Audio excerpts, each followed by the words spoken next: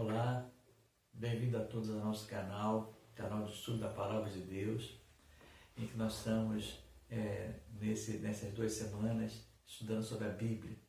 Hoje nós estaremos dando continuação ao estudo sobre a Palavra de Deus viva, e quando estudamos as 7 características da Bíblia.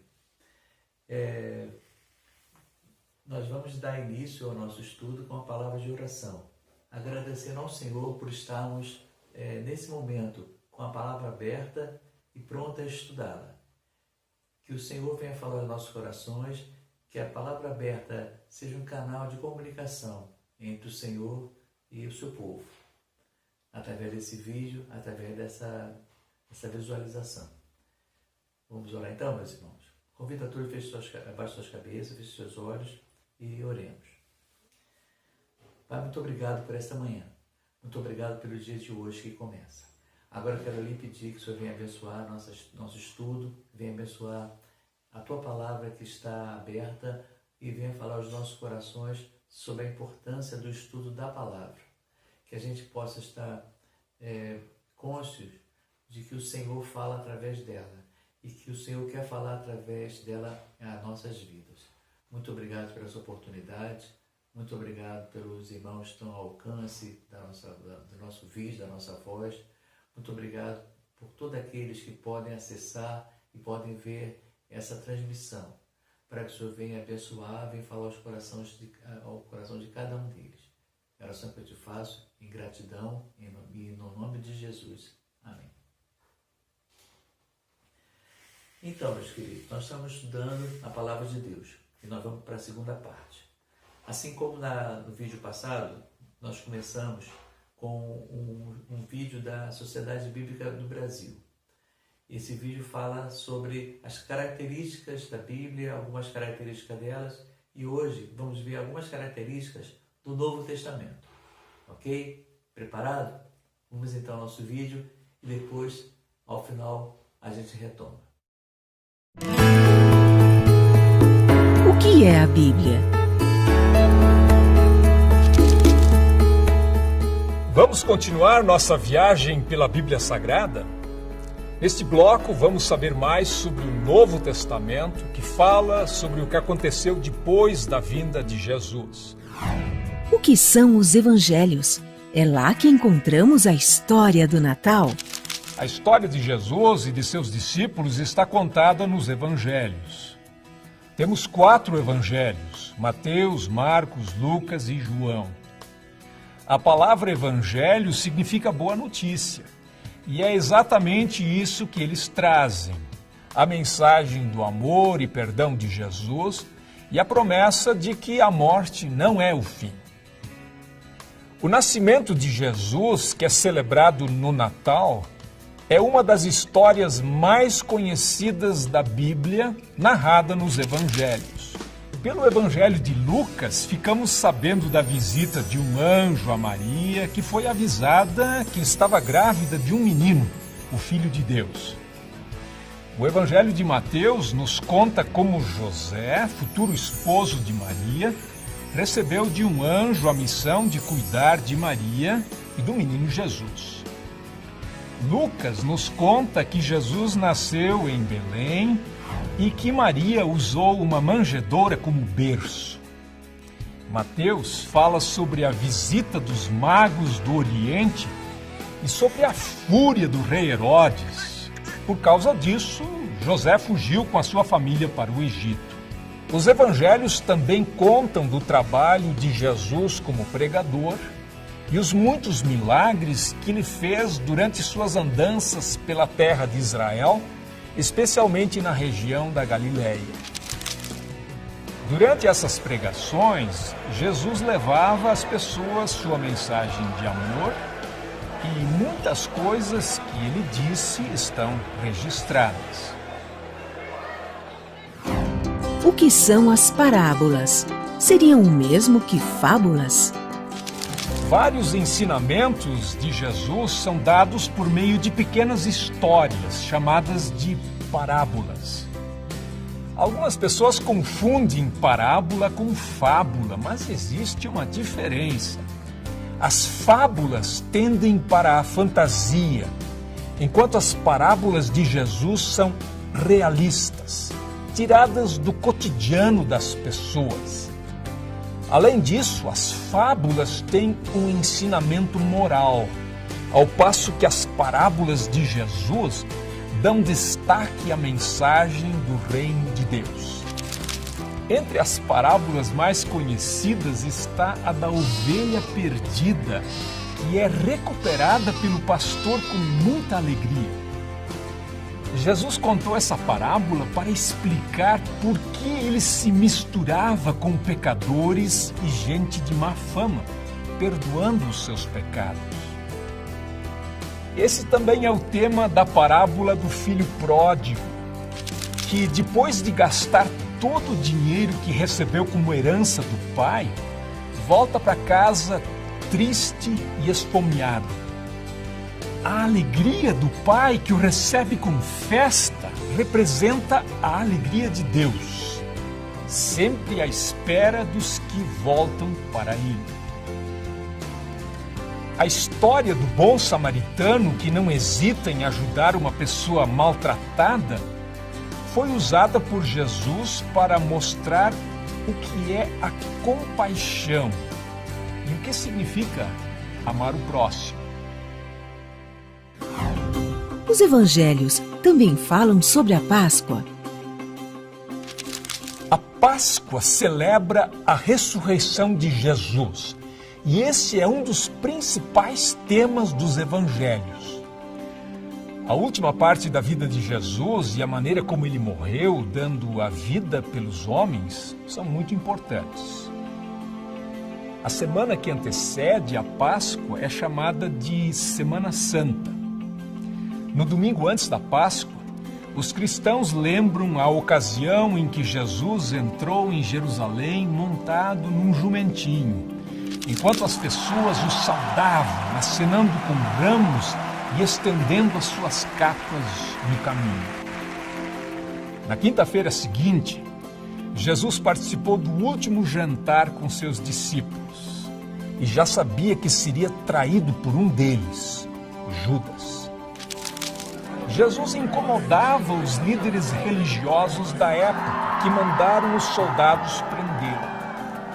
No dia seguinte, que é celebrado como Sexta-feira da Paixão, Jesus foi condenado à morte e crucificado, junto com 2 criminosos. No domingo, amigos que visitavam seu túmulo perceberam que ele estava vazio.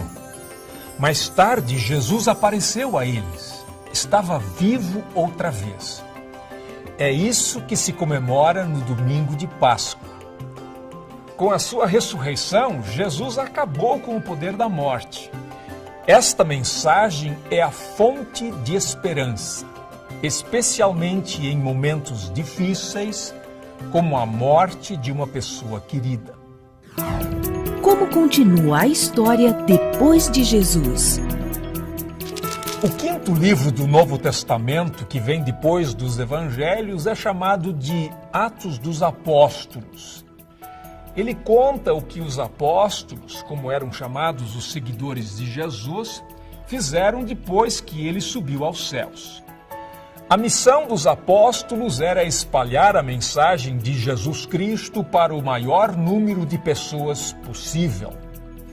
Pedro foi um deles, e ele imediatamente começou a falar para a multidão que estava em Jerusalém. Muitos seguidores de Jesus foram perseguidos por causa da fé que tinham. Entre eles estava Estevão, que foi apedrejado até a morte. Talvez o maior apóstolo de todos tenha sido Paulo. Fundou muitas igrejas e escreveu muitas das cartas que estão no Novo Testamento. Acabou sendo preso e foi levado para Roma, onde seria julgado. Mesmo preso, Paulo não deixou de escrever as suas cartas com conselhos, estimulando as pessoas a manterem a sua fé, apesar das perseguições. 13 cartas que trazem o nome de Paulo fazem parte do Novo Testamento. Além delas, o Novo Testamento traz cartas escritas por outras pessoas, em geral apóstolos, que orientam e ajudam os cristãos em assuntos relacionados com a fé e a vida. Muitas são dirigidas para grupos de cristãos que viviam em diferentes lugares, como as cartas aos Romanos, cristãos habitantes de Roma, Coríntios, habitantes de Corinto, Tessalonicenses, habitantes de Tessalônica e assim por diante. O último livro do Novo Testamento, chamado Apocalipse, foi escrito por um homem chamado João, que foi mandado como prisioneiro para a ilha de Patmos, porque anunciava a mensagem de Jesus. Ele descreve sua visão do céu e da grande batalha entre o bem e o mal, com a vitória final de Deus. Muitas ideias que as pessoas têm do céu, como uma cidade de ouro, com portões de pérolas e pessoas vestidas de branco, vêm deste livro. É difícil a gente se achar dentro da Bíblia. Com tantas histórias, tantos contadores e tantas informações diferentes, pode parecer difícil se orientar na Bíblia. Mas a maioria das Bíblias modernas é organizada de uma maneira que vai ajudar você. Nas primeiras páginas, você encontrará uma lista dos livros, indicando a página em que eles começam. Lá você encontrará números maiores para indicar os capítulos. E entre as palavras dos capítulos, você encontrará números menores, que indicam os versículos. A história do Natal, por exemplo, está em Lucas capítulo 2, versículos 1 a 20. E a do bom samaritano em Lucas capítulo 10, versículos 25 a 37. Qual é a grande mensagem da Bíblia? É difícil resumir em poucas palavras a grande mensagem da Bíblia. Ela é uma fonte de sabedoria onde podemos aprender coisas novas o tempo todo. Mas algumas mensagens se destacam. Deus é um Deus de amor. Os escritores do Novo Testamento mostram que a vinda de Jesus ao mundo foi o sinal mais claro do amor de Deus. Outra mensagem importante é que Deus quer que as pessoas vivam em paz, se respeitando e tratando umas às outras de maneira justa.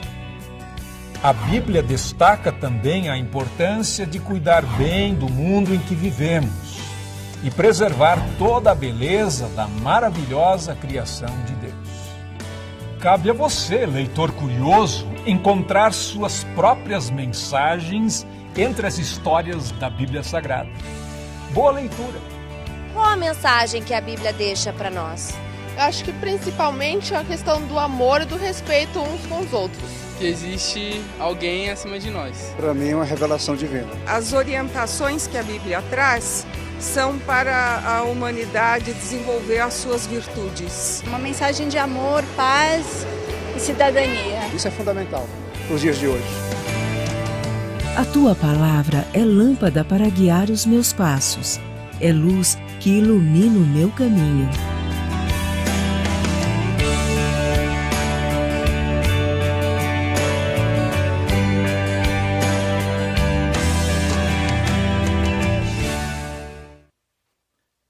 E aí, gostou do vídeo? Muito interessante. Para o nosso dia a dia, para a nossa vida, para os nossos relacionamentos, tanto para com Deus quanto para os homens. Então, vamos meditar cada vez mais e vamos nos apropriar das riquezas contidas nessa palavra. O nosso estudo tem como objetivo nós termos entendimento da palavra, porque não basta apenas ler, nós temos que saber o que nós estamos lendo, por que nós estamos lendo e, o mais importante, como nós estamos lendo a palavra. Porque nos dias de hoje existem muitos que falam sobre a palavra, mas nem todos falam com propriedade. Por exemplo, existe um senso comum de um versículo que eu já vi várias pessoas falarem sobre ele, dizendo assim: não, está escrito, de 2000 chegará, mas de 2000 não passará. A pessoa diz, está escrito. Mas eu pergunto, está escrito aonde? Onde existe esse versículo? Não existe. E muitas vezes a gente, numa conversa com um amigo, ou numa conversa com um irmão da igreja, ou até mesmo pela televisão, ou até mesmo por pastores, ou pessoas que abram a Bíblia, ou melhor, dizem da Bíblia, elas inventam situações e inventam até esse versículo, que ele não existe. Mas justamente criam e usam com o nome, está na Bíblia, para dar autoridade à sua palavra. Mas nós temos que fazer como os bereanos, que em tudo eles comprovavam se estava escrito, observando e estudando a palavra. Por isso nós estamos estudando as 7 características da palavra de Deus, das quais nós já vimos 3 e vamos hoje completar com as 4 restantes. Nós já vimos sobre a questão da unidade, da sincronicidade e da unicidade. Esses foram os 3 estudos da semana do vídeo anterior. E hoje nós vamos ver para o 4º estudo, para a 4ª característica. E a 4ª característica, ela nos diz que a revelação é progressiva. A revelação é progressiva. Como eu disse anteriormente, o Novo Testamento é uma continuação, bem como uma expansão do Antigo Testamento, e não uma contradição. O Novo Testamento é uma continuação e não uma contradição do Antigo Testamento. Daí vem a palavra unicidade. E como é que você vai provar isso, José? Que existe essa progressão. A própria palavra vai nos mostrar isso. A gente vai começar lendo um texto do livro de Gálatas, capítulo 3, versículos de 6 a 9. Gálatas 3, de 6 a 9. Diz o seguinte a palavra de Deus: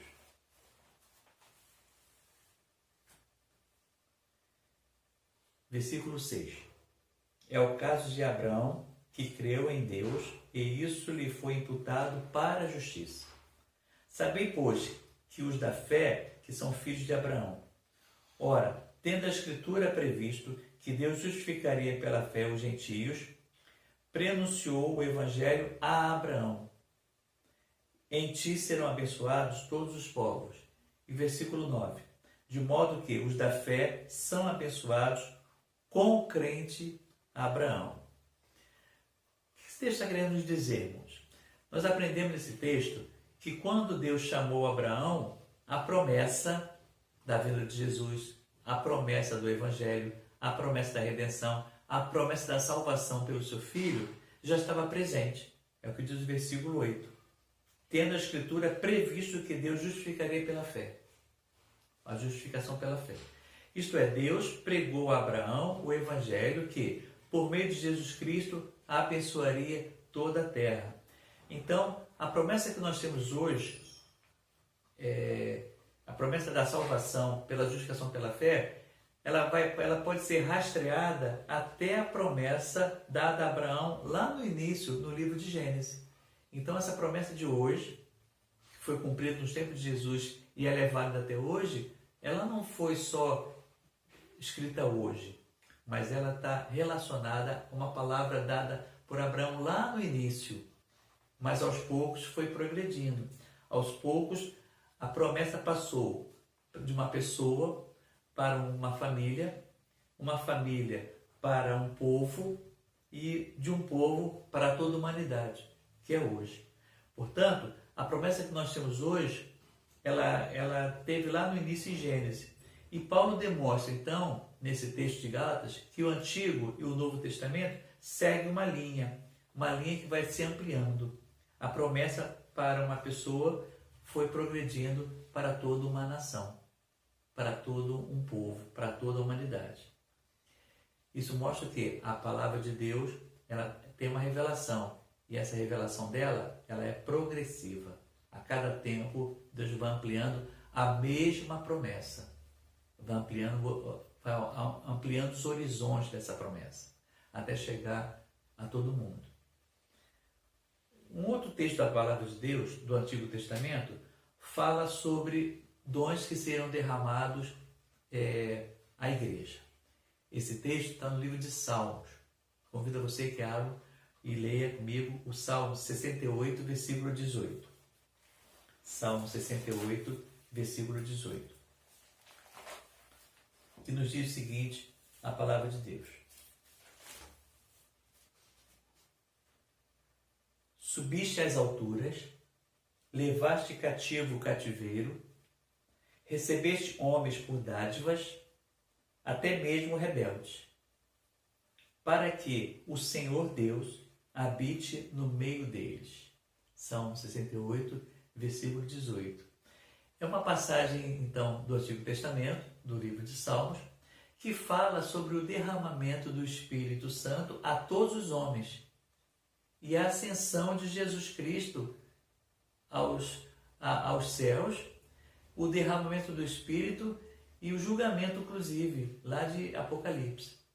Então, esse texto de Salmo 68, ele está referendado em outro texto do livro de Efésios. Paulo vai descrever em Efésios capítulo 4 como Cristo fez isso. Então ele vai repetir, vai pegar algumas palavras do Salmo 68. Vamos ver Efésios capítulo 4, versículos de 8 a 12, que diz o seguinte, Efésios 4, 8. Por isso diz, quando ele subiu às alturas, levou cativo o cativeiro e concedeu dons aos homens. Minha passagem. Versículo 9. Ora, quer dizer que subiu, senão também que havia descido até regiões inferiores da terra. Aquele que desceu é também o mesmo que subiu, acima de todos do céu, para encher todas as coisas. 11. E ele mesmo concedeu uns para apóstolos, outros para profetas, outros para evangelistas, outros para pastores e mestres.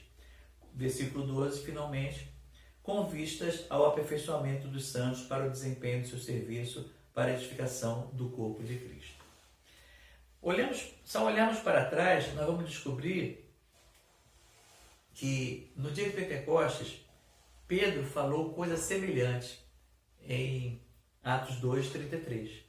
Portanto, meus queridos, observem só, esse texto de Salmo 68, ele conversa com Efésios 4, ele tem referência a Atos 2, e ele tem referência, inclusive, com o livro de Apocalipse. No livro de Apocalipse, ele também há essa citação de Deus levantando, Jesus levantando e levantando dos mortos e julgando toda a humanidade. Assim, esse derramamento mencionado por Pedro, como derramamento mencionado pelos dons para a edificação da igreja, eles todos foram revelados a Davi no Salmo 68. Então, observem só, a revelação ela é progressiva. E finalmente, mais um exemplo dessa parte, para não cansar os irmãos, em Gênesis capítulo 15, versículo 6, tem uma passagem que diz, ele creu no Senhor e por isso lhe foi imputado para a justiça. Essa frase, ele creu no Senhor, está falando de Abraão, ela é citada 3 vezes no Novo Testamento. Ela é citada no livro de Romanos, no livro de Gálatas e no livro de Tiago. Então, essa mesma frase, ele creu no Senhor e por isso lhe foi imputado justiça, foi ampliando o conceito de fé, o conceito de justiça, que começou quando? Lá em Abraão, lá no início. Então, nós temos que ser capazes de descobrir muitos fatos da Bíblia. Devemos procurar as verdades contidas nesses fatos e assim obter a luz divina e sendo esclarecido por elas. Portanto, a palavra de Deus é viva, ela é orgânica. Se uma pessoa não estiver familiarizada com os 2 testamentos, não conseguirá formar uma unidade orgânica. Portanto, não basta apenas a gente ler um versículo isolado. Nós temos que fazer as conexões. Nós temos que ver o que aqui no Novo Testamento está relacionado ao Velho e o que do Velho Testamento está relacionado e se reflete lá no Novo, porque a revelação ela é progressiva. E aí nós vamos para a 5ª característica. a necessidade de interpretação, não apenas minha, mas a interpretação vinda pelo Espírito Santo. As palavras de quem prega não somente devem estar enraizadas nas mensagens anteriores, como também devem ser interpretadas pelo próprio Deus através do Espírito Santo. Somente Deus é capaz de explicar o que disse. Não devemos depender da nossa memória, da nossa lucidez ou da nossa inteligência apenas no estudo da palavra de Deus. Nós temos que depender do Espírito. Não é aquele que consegue recitar de memória os 150 salmos que está qualificado para falar do livro de Salmos. Uma pessoa pode lembrar de todas as profecias de Isaías, saber todos os detalhes do livro de Daniel, mas se não se tornam automaticamente, por saber, por conhecer, por estudar muito, mensageiros qualificados para escritos. Existem, infelizmente, muitos estudiosos da Bíblia que estão perdidos. Existem muitas pessoas que estudam a Bíblia como se fosse um livro histórico e um livro de sabedoria e amam a Bíblia, mas elas só estão atingindo a fase da inteligência, a fase do conhecimento. Elas não estão deixando a fase espiritual, a palavra de Deus, que é espírito e é vida, penetrar nelas. Portanto, não é só aquele que conhece os 150 salmos que está qualificado para falar de salmos. Uma pessoa pode lembrar de todas as profecias de Isaías, ou saber de tudo que os profetas falaram. Muitos escribas e fariseus eram bem versados nos escritos do Antigo Testamento. Isso a gente pode ver nos próprios evangelhos. Mas nenhum deles foi escolhido como ministro da palavra.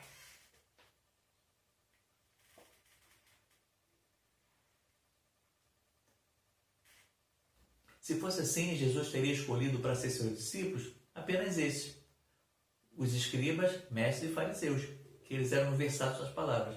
Mas ele escolheu quem?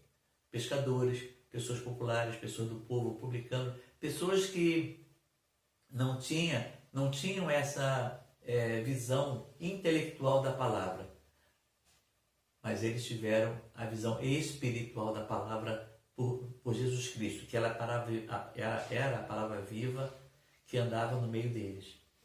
Portanto, nenhum desses escribas e fariseus eles foram escolhidos como discípulos. Por quê? Ministro ou discípulo é aquele que tem a interpretação de Deus, bem como a sua palavra. Em 2 Pedro 1,21, nós temos um texto bem interessante que nos diz o seguinte, 2 Pedro 1,21. Porque nunca jamais qualquer profecia foi dada por vontade humana. Entretanto, homens santos falaram da parte de Deus, movidos pelo Espírito Santo. Meu irmão, quando você for estudar a palavra de Deus, peça a orientação e peça a companhia do Espírito Santo no seu estudo. Não leia apenas intelectualmente como está lendo um livro de história qualquer. Não, esse é um livro especial. Esse é um livro em que as palavras são vivas, porque são palavras de Deus. Porque é a palavra de Deus. E o Espírito Santo é aquele que nos ajuda a interpretar. E a ação do Espírito Santo, ela é fundamental nesse entendimento. O marco distintivo desse livro é o seu aspecto duplo. Por um lado, a Bíblia tem uma parte física. Essa que nós estamos vendo. A capa, a contracapa, páginas impressas, tinta, cor. Pode ser uma capa endurecida, pode ser uma capa de couro, pode ser até mesmo no próprio celular, ou num computador ou num tablet. Não importa. A parte física.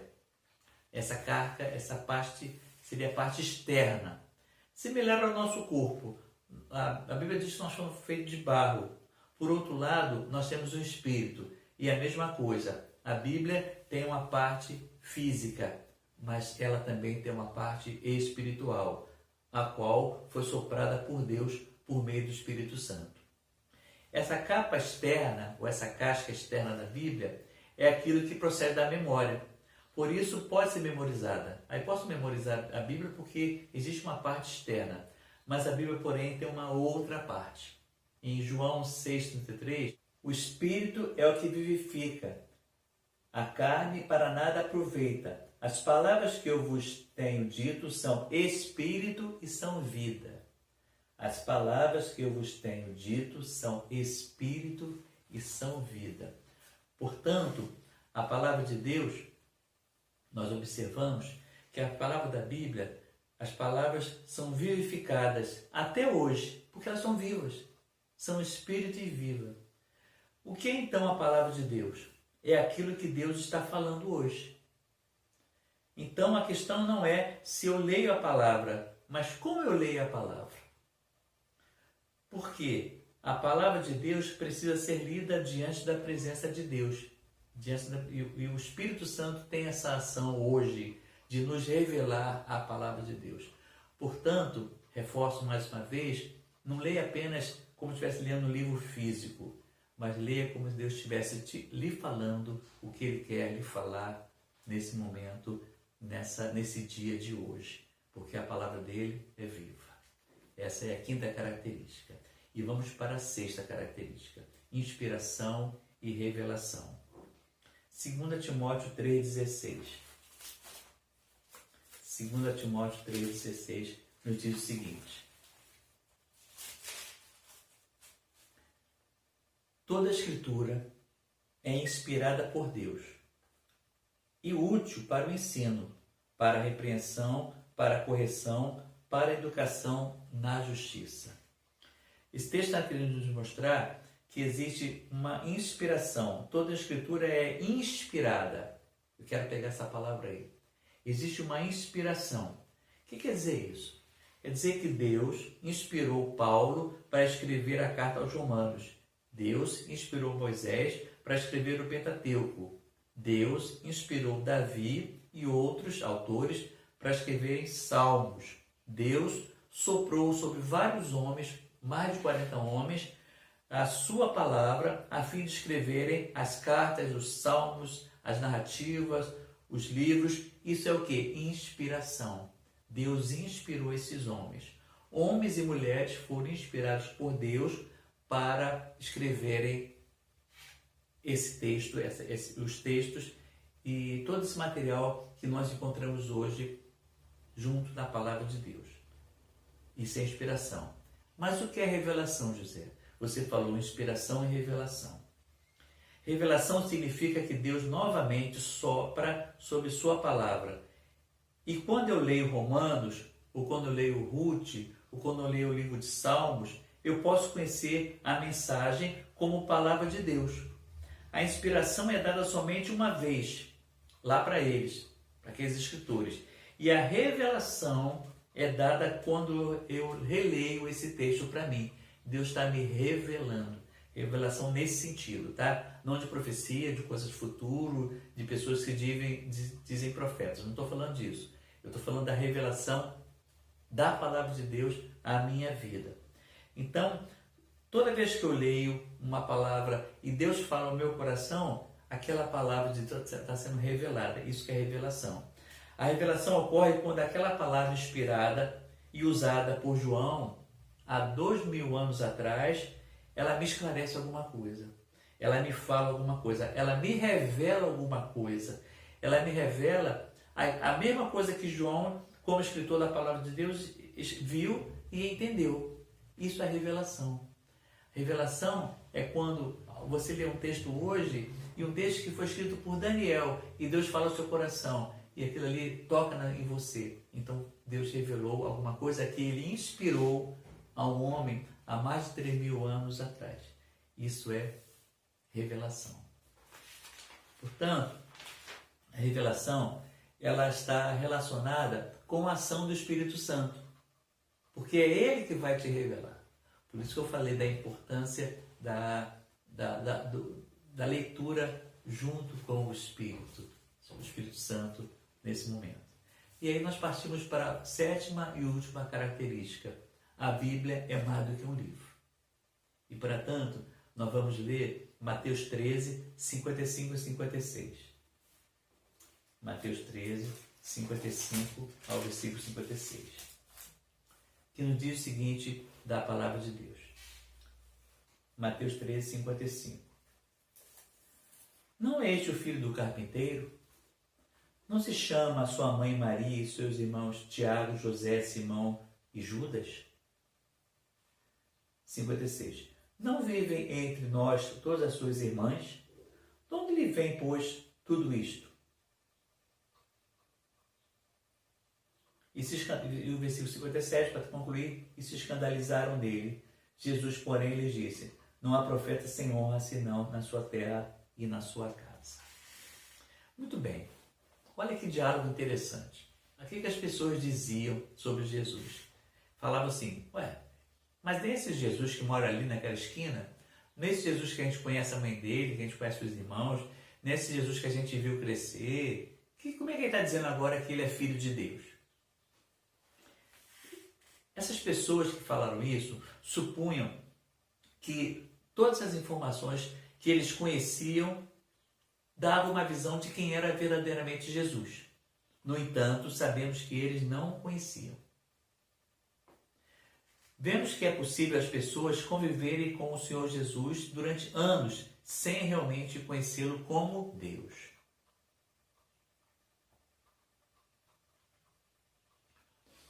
Esse texto nos mostra que o conhecimento humano ou o conhecimento intelectual não nos proporciona um verdadeiro conhecimento do Senhor Jesus Cristo.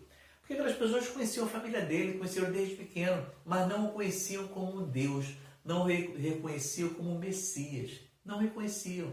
E falavam: não, mas eu conheço ele mora ali, é daquela casa, é daquela esquina, mas não o conheciam verdadeiramente. Deus, então, precisa nos iluminar e revelar, a fim de que possamos ver que Jesus de Nazaré é o Cristo de Deus. O mesmo é verdade em relação à Bíblia, pois muitas pessoas podem escutar as palavras da Bíblia, mas podem não ouvir a palavra de Deus. Olha que interessante. As pessoas podem escutar ou ler a Bíblia, mas não ouvir e nem ler a palavra de Deus.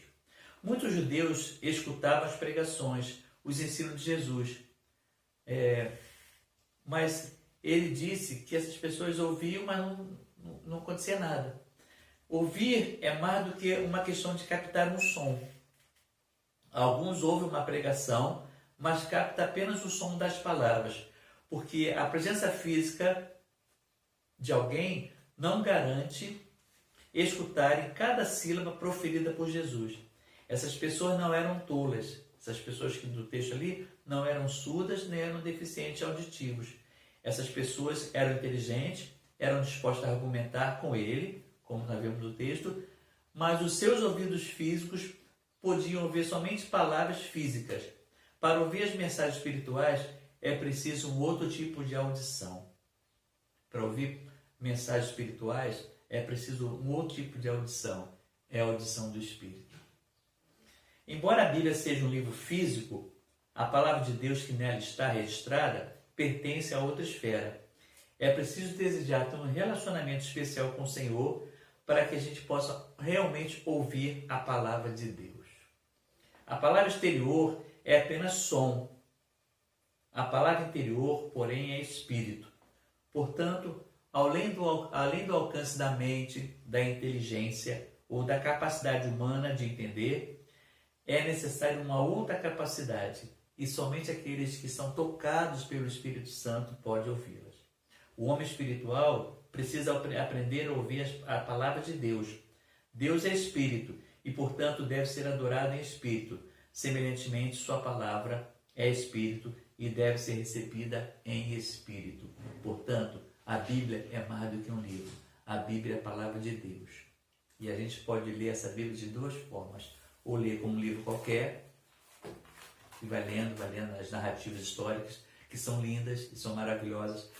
Aqui nós temos poesia, aqui nós temos história, aqui nós temos sabedoria, aqui nós temos aventura, aqui nós temos guerras, aqui nós temos tanta coisa. Podemos ler assim, mas também aqui nós temos Deus falando através de nós a nossa necessidade através da palavra dele. A minha questão é, meu irmão, hoje você sabe muita coisa sobre a palavra de Deus. Como é que você vai ler a palavra agora? Agora você sabe que a Bíblia é um livro especial. Como é que você vai tratar desse livro? Como vai ser seu relacionamento com esse livro a partir dessas verdades que foram reveladas? Porque eu, meu irmão, eu procuro sempre nas minhas aulas trazer algo além, algo que vai falar ao seu coração e algo que vai te desafiar a novos momentos, a novos relacionamentos. E o meu desafio hoje é que você tenha um relacionamento profundo com a palavra de Deus, porque ela é viva e é eficaz e é mais penetrante do que a espada de dois gumes. Portanto, tenha amor e tenha uma paixão por essa palavra, porque essa palavra ela é viva. Muito obrigado por essa oportunidade. Deus a todos abençoe e na próxima semana estaremos dando continuidade a esse estudo sobre o discipulado e agora sobre a oração. Um grande abraço, Deus a todos abençoe e um bom dia a todos.